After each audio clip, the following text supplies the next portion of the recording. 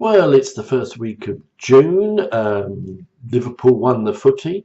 The Cricket World Cup started, was going very well until yesterday. Trump's here, isn't he? And he doesn't like our London mayor. This month, it's the 75th anniversary of D-Day. It's Practice Evolution, our conference at the end of this month as well. So I think it's time for another one of my In Practice blogs.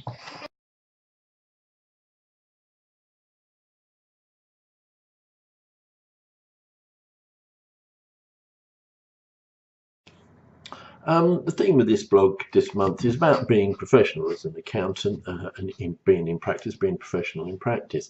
I've got a wonderful quote which I'd like to read to you from a guy called David Meister, and he said this: being professional is not a label you simply give yourself.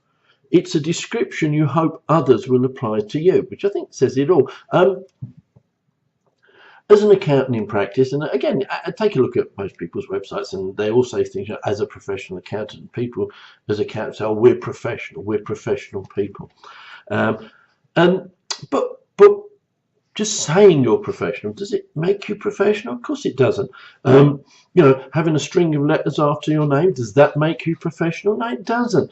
To me, it's always been a case that what differentiates a professional, from everybody else is that they are immersed within their profession, what they do, that they recognize that things constantly change. As an accountant, we have to recognize that things are constantly changing. Tax is a movable feast. It's changing constantly. It's updated, not just by our lawmakers, but also by the courts, also by tribunals. It is constantly changing, and you have to keep on top of tax, let alone accounting standards, etc., let alone payroll, let alone VAT.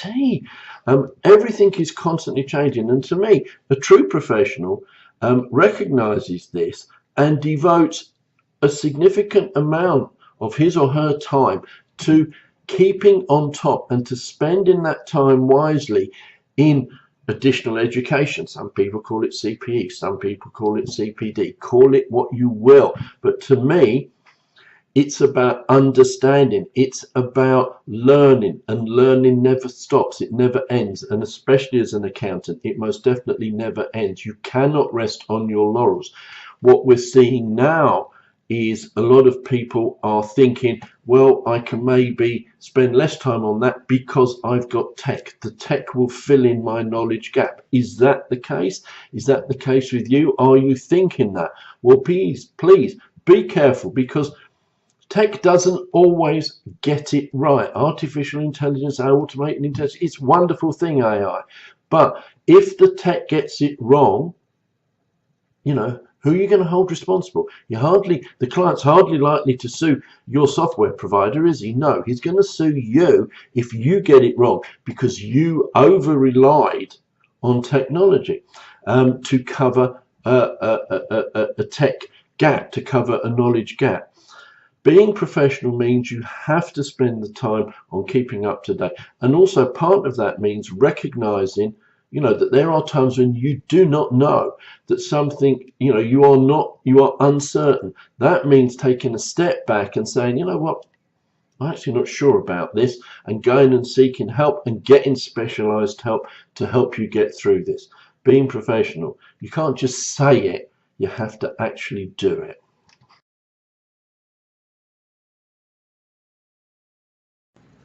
Being professional, does that extend to HMRC? Well, of course it does. It should extend to all our government departments. We expect them all to react in a professional way and act in accordance with a reasonable set of professional standards. So is it acceptable for the following to have happened?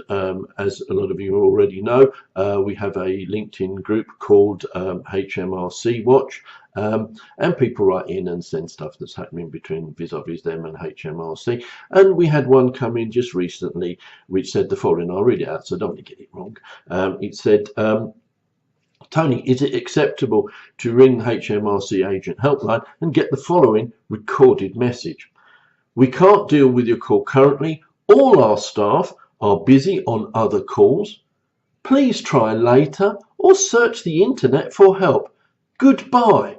Yeah, it just ended with goodbye, hung up. Now, if you've gone to the trouble to pick up the phone to talk to HMRC on the agent helpline, the answer, the reason probably is, you know, you've got a problem and you need to get it resolved.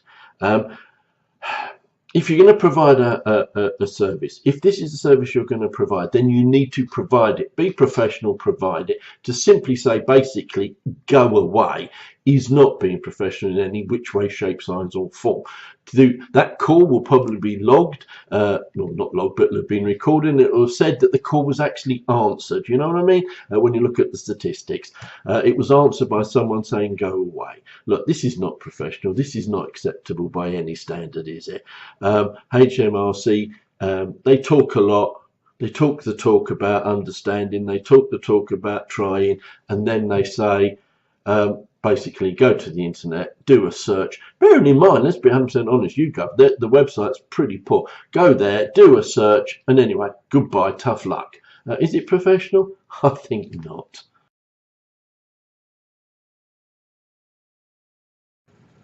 Talking about being professional, I want to talk to you for a few moments about a group of people who are most definitely professional, and that's the low income tax reform group. Check them out, get on the old web, look them up, low income tax reform group, and then do as I do, make them one of your favourites and clock in there and see the work that they're doing. You've just earlier on in this blog, I spoke about problems agents were having when dealing with HMRC on the phone and basically being told go away, and that's accountants and that's agents. That's the problem that we're having as registered agents. Can you imagine what it must be like for the unrepresented taxpayer? Can you imagine what it must be like being uncertain what's going on with your code number, not understanding what's happening, if you have to deal with the internet and with YouGov, and you're really struggling? That's where the low income tax reform group, as I say, I've been you know, watching them for years and years, and I would say possibly over the last 5 years their output has got better and better and better. And as I say, I have it as one of my favourites. I think the work they do is exemplary. I think it is of tremendous value. I think if you've got colleagues or friends who are unrepresented and they're not sure, you know, obviously we can help them as accountants, but point them in that direction, other people. There's so much information there, and even myself as a practicing accountant, I go in there and I pick up information and I read it, and it's in a good style, it's understandable, it's all paired back to what's essential. The quality of the stuff is really very, very good, and as I say, they are doing a huge service for all our unrepresented taxpayers and low earners. And as I say, keep your eye on it. Low income tax reform group, have it down there as one of your favourites, and check in there on a regular basis. Have a look at their reports and things they're updating. Definitely a professional bunch.